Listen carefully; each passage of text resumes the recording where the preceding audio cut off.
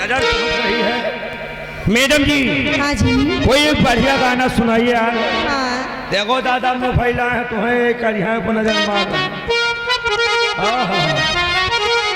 अरे वफा तेरा मासूम चेहरा, अरे वफा तेरा मासूम चेहरा भूल जाने के कारण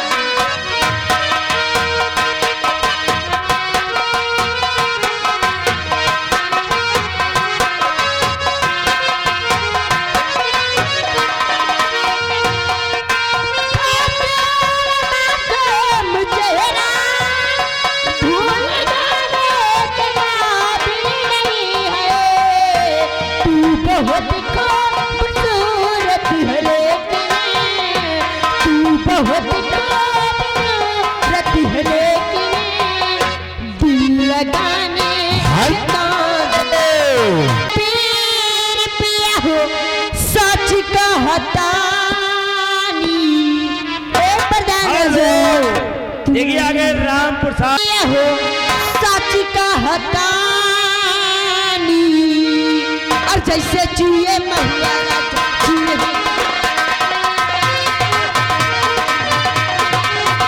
हेलो छत्तीस बिचड़े के 24 बुझाता कि ना और बुझाता कि ना और बताओ हो गोरी तेरा गन्ना के रात तेरा ढूंढ